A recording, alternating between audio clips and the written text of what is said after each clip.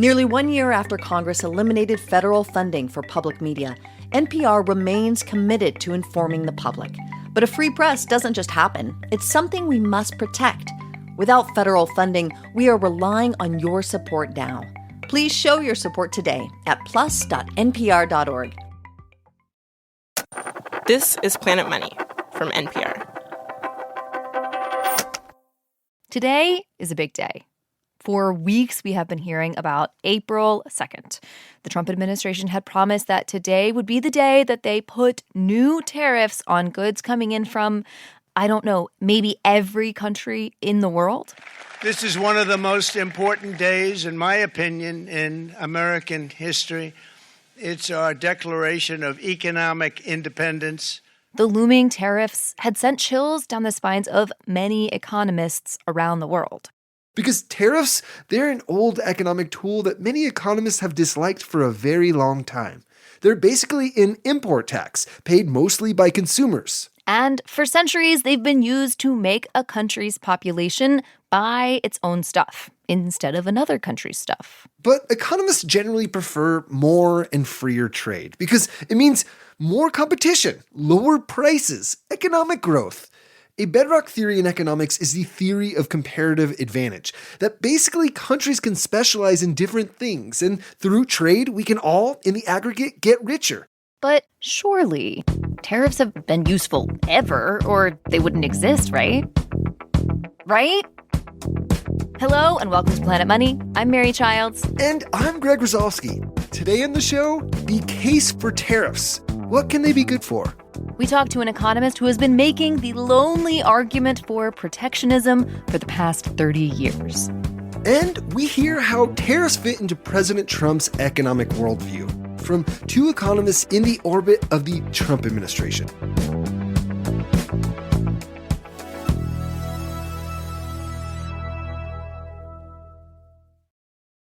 Support for NPR and the following message come from Rippling. These days, you can chat with AI about almost any business problem, but Rippling AI is designed to actually solve them. That's because Rippling AI is built on your live global workforce data, so it doesn't just uncover insights into your business, it uses them to take complex actions across your departments. Ready for AI that isn't all talk? Head to rippling.ai/money and get AI that turns insight into action. That's rippling.ai/money. Sign up today.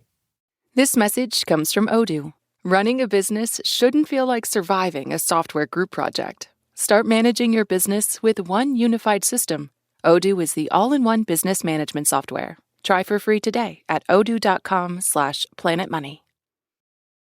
So, tariffs. We have long heard from economists about how and why they are bad. Today, we investigate what they can actually do, what they can be good for. And yeah, economists have always acknowledged that free trade has trade-offs, that, there will be losers in the face of foreign competition.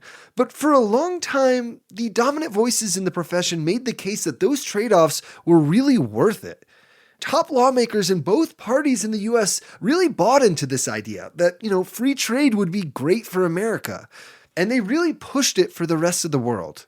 And through the decades of that argument, there's been an economist who argued that the dominant voices in economics were wrong, that free trade actually sometimes held countries back, and protectionism could help make them richer. Hi, I'm Ha-Joon Chang. I'm professor of economics at the University of London. Ha-Joon Chang wrote a book called Kicking Away the Ladder in 2002 about how rich countries used protectionist policies like tariffs back when they were developing, and then told everyone else they couldn't do that. They had to do free trade. And being a pro-tariff economist back in the early 2000s, it was kind of lonely. Are you a fan of the Lord of the Rings? I love Lord of the Rings. Yeah, the second movie, there's this scene of battle at the Helm's Deep. You're a band of, the 120 super capable guys, yeah? But then there are like 500,000 orcs in front of you. What are you going to do, yeah? A battle against 500,000 free trade economists. That's how unpopular he felt. But he's got kind of the perfect example of why tariffs can work. My favorite example is Hyundai, the automobile company. When Ha-jun was a little kid growing up in South Korea, Hyundai was not yet an automobile company. Hyundai originally was a construction company, but sometime in the late 60s, this company decided that they want to build an automobile manufacturing business. So first, Hyundai had to figure out how to make a car. Ha-jun says it started by placing an order with Ford for something called a knockdown kit, which is just a big wooden box full of all the parts you could ever need to build one car. The box arrives, you open it up, and it's just full of car parts, large and small. A door, a bolt, 2 headlights. They assembled around 3,000 of those cars in the late 60s. And then in the mid-70s, South Korean government said, we are going to cancel the license for automobile manufacturers unless they come up with their own design. Yeah, the government was like, actually, we want our car industry to be real companies, global players. Assembling a Ford car is not our end goal here. Can you level up a little bit? So Hyundai had to come out with their own design. In 1976, it made the Hyundai Pony. It was the first Korean passenger car. They made around 10,000 of them in a year. In the same year, Ford produced 1.9 million cars. General Motors produced 4.8 million cars.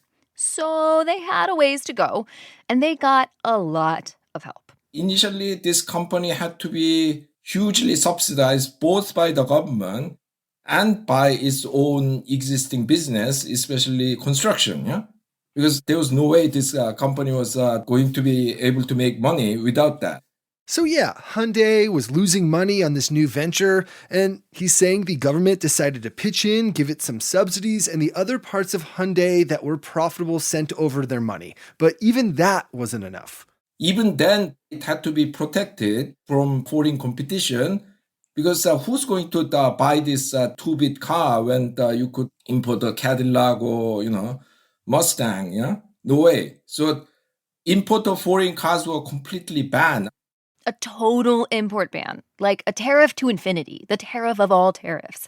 Because the South Korean government's really serious. They want this to happen. Yeah, they're making rules that mean South Koreans couldn't buy foreign cars that were maybe better or cheaper or both. Instead, they had to buy these homegrown cars, which was great for Hyundai, but for a Korean person trying to buy a car and paying taxes that are used to, subsidize this company, less great. But as you can maybe guess, this gambit worked. Hyundai is now one of the biggest car manufacturers on the planet. And this is a canonical example of what's called infant industry protection. So this is an idea that the government of a developing nation should protect and nurture the country's young industries until they grow up and can compete with more advanced industries from more advanced nations. In the same way that we protect and nurture children until they grow up and then can compete in the other labor market. Right, like a country uses tariffs to support a sweet little baby industry to protect it from the harsh world so it can safely grow bigger and stronger. And then, as we do with children when they grow up, we remove that protection. In the same way that you don't want to make your kid work when he's 6 years old, you don't want to subsidize your kid until he's 45. Yeah? So at some point, you have to push the guy into the real world. And that's what South Korea did. It eventually took off the tariffs and the import ban and the subsidies. Right. The idea behind infant industry tariffs is they have to be temporary, or you're just propping up a company that's inefficient and can't be successful on its own. And along the way, wasting a lot of taxpayer money and societal resources that could be put to better use. This idea was actually invented by an American, yeah? And not just any American. It was invented by Alexander Hamilton, the guy on the $10 bill, your first Treasury Secretary. Yeah? Alexander Hamilton, RIP, Ha-jun Chang, and other economists say if the goal is to turn a little baby industry into a strong, productive adult, then really tariffs aren't enough. You need not only to protect them from outside competition, but you also need to nourish them and help them grow with things like subsidies and piano lessons. And the U.S. has a history of doing this, of trying to nurture little baby industries that policymakers have believed are the industries of the future, like solar energy and electric vehicles. Now, there's a big debate in economics about the infant industry argument. There are lots of examples of infant industry interventions going bad, like Malaysia trying to build a car or Brazil trying to build a computer industry. These efforts have mostly failed, and they wasted a lot of resources in the process. Right, because for this to work, the government has to pick the right industry to nurture and then nurture it correctly. And tariffs are not just for babies. This kind of protectionism also can make sense for national security interests. Like, what if your citizens need medicines or microchips or drone batteries, and the only people who make those things live thousands of miles away in a place with different, maybe opposing national security goals? Even the most free trade of economists seem to agree that, yeah, maybe paying a little bit of a premium to support a slightly uneconomic domestic industry in these cases is a good idea. Another situation where economists think there's a case for tariffs is when trading partners don't play by the rules. Like if a country is manipulating its currency or stealing intellectual property or egregiously exploiting workers, that gives that country an unfair advantage in the global marketplace. And so tariffs are a pretty common tool for competitors to level the playing field. Over the last 10 years, more economists have come around to Ha-Jun's way of seeing tariffs and protectionist policies. Now things are, I wouldn't say it's going in the opposite direction, but more complicated.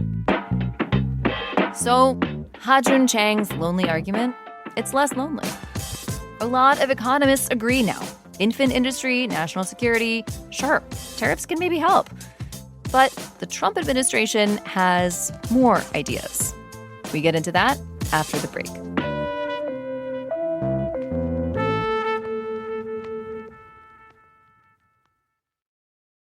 This message comes from Dell Technologies. Interruptions happen at work. But with the Dell Pro laptop powered by Intel Core Ultra with V Pro, built with optimized battery and built-in intelligence, your tech won't slow you down. Dell.com/Dell-Pro. Built for you. This message comes from Capella University. That spark you feel? That's your drive for more. Capella University's FlexPath learning format lets you earn your degree at your pace without putting life on pause. Learn more at capella.edu. This message comes from American Home Shield. It's not a matter of if an appliance or system, like your HVAC, will break, but when. Without a home warranty, these repairs or replacements can cost thousands. But with an AHS home warranty, they will fix covered breakdowns, helping protect your wallet.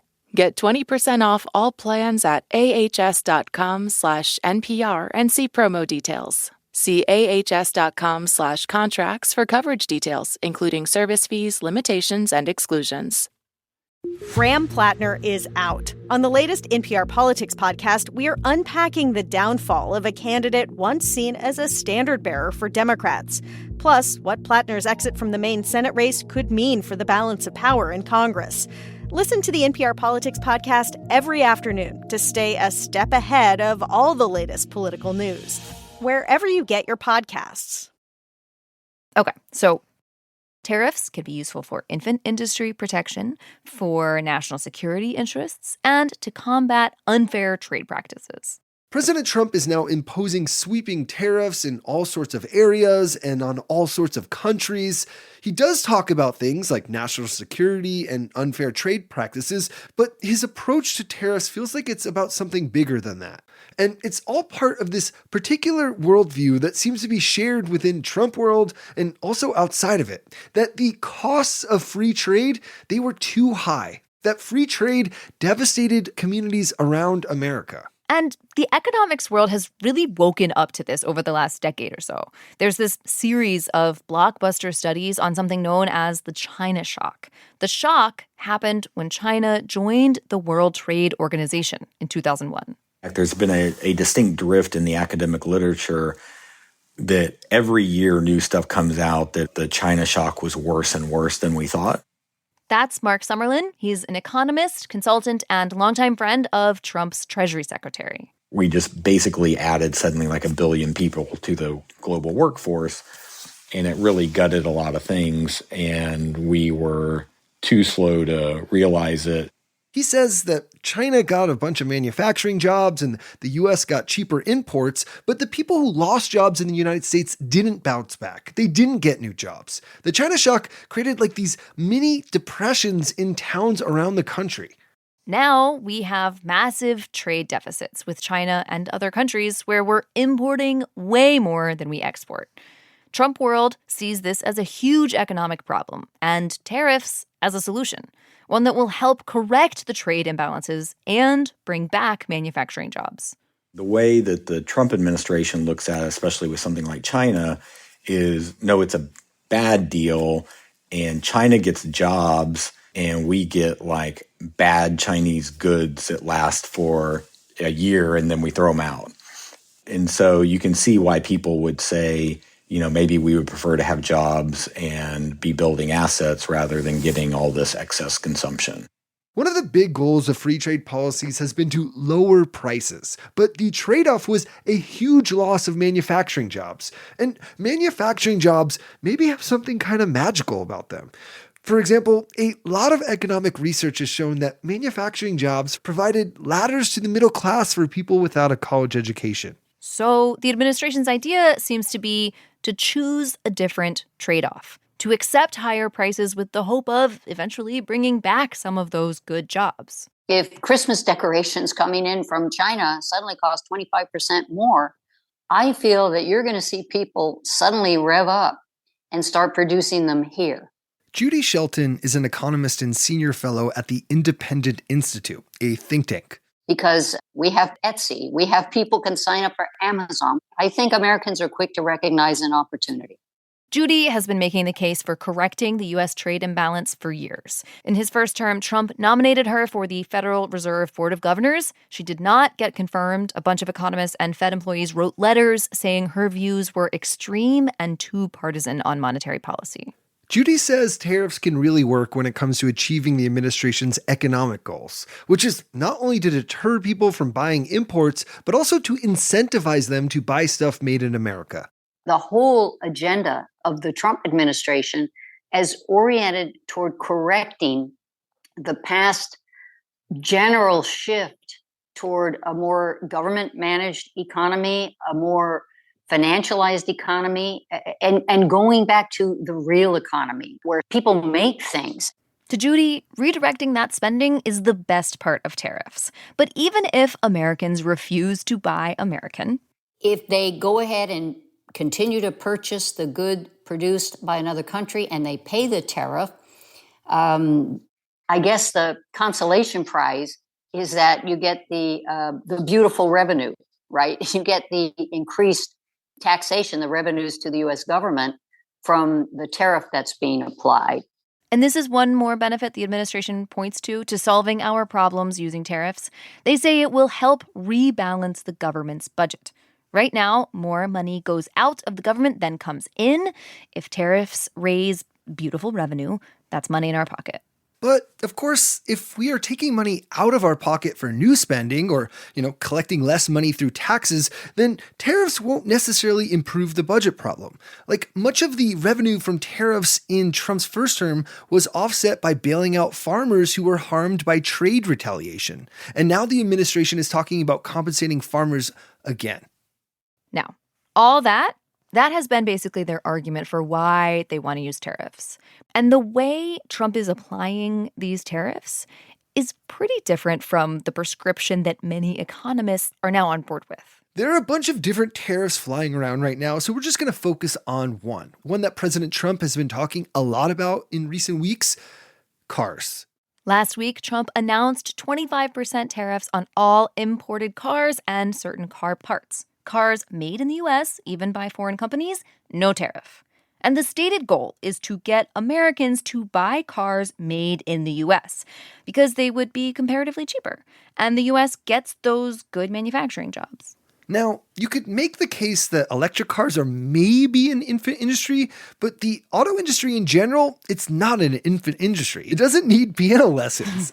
It has been competing on the global stage for years, and now it's getting protections. And that means that car prices are going to be artificially higher. Foreign cars will be subject to this, import tax, but also U.S. car makers use foreign parts, which also face the same import tax. And there will be less pressure on U.S. car makers to keep their prices low because their foreign competitors have a big price disadvantage in the U.S. market. So, yeah, likely higher prices all around. And that means consumers will likely buy fewer cars. So if this stuff works in the way the administration seems to want, the best case scenario seems to be that it will still be an expensive, slow process, like multiple years, to build up all of this manufacturing in the United States. In fact, after Trump announced his car tariffs, the stock prices of U.S. automakers fell. The market is signaling that this policy will have costs even for American manufacturers. And the rollout of many of these tariffs has been a little chaotic. This year alone, we have seen Trump go back and forth on tariffs on different countries, and that uncertainty has a cost. It makes it hard for businesses to make decisions about which plant to build or where to hire, and waiting is expensive. And we actually have a little bit of data from the last Trump term, so we can see empirically what the effect was of similar policies. The Trump administration back then, they put tariffs on a bunch of Chinese goods, including washing machines. And one study found that the washing machine tariffs actually did create jobs.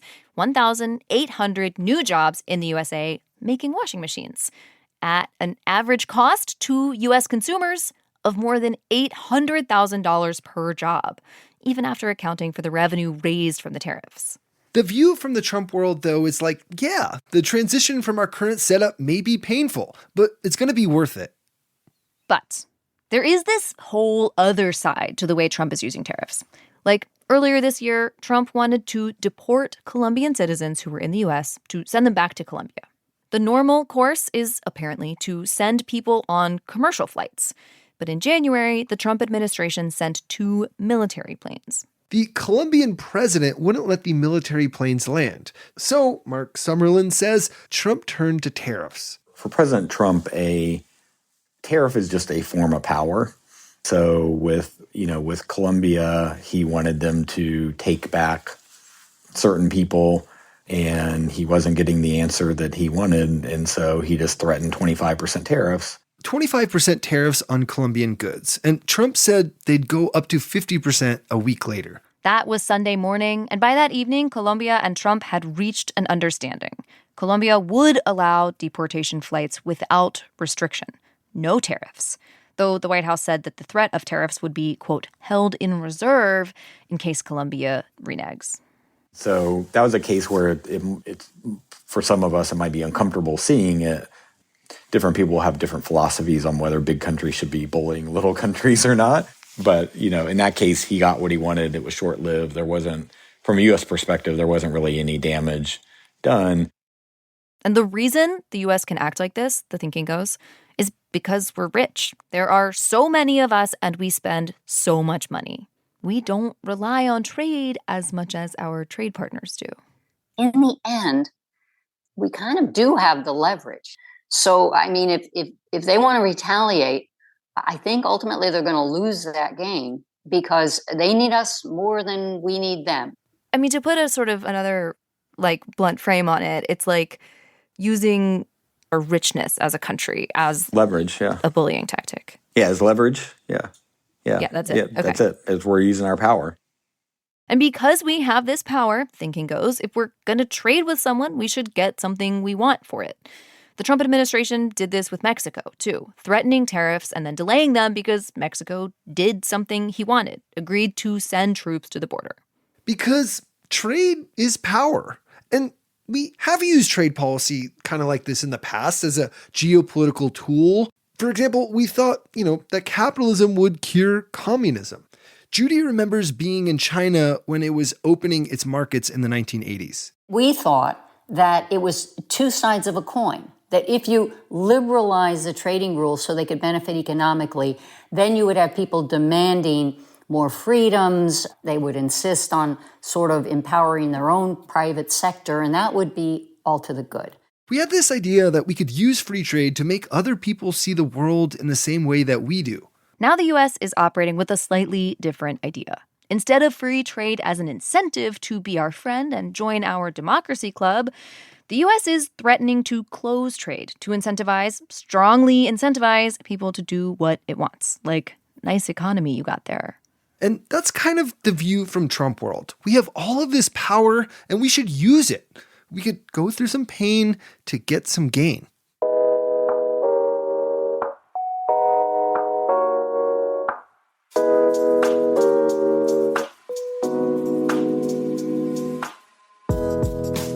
We have a new perk for Planet Money Plus supporters. You can now listen to some of our classic series from the Planet Money archive. Like when we wanted to understand the global financial crisis and bought a toxic asset we named Toxie. You can now find all 8 Toxie episodes in one playlist, and there are more playlists to come this year. If you're already a Planet Money Plus supporter, you can check them out. If you're not, you can sign up at plus.npr.org. You also get bonus episodes, sponsor-free listening, and know that you're supporting our work. This episode was produced by Willa Rubin and edited by Meg Kramer. It was fact-checked by Sarah McClure and engineered by James Willits. Alex Goldmark is our executive producer. I'm Greg Rosalsky. And I'm Mary Childs. This is NPR. Thanks for listening.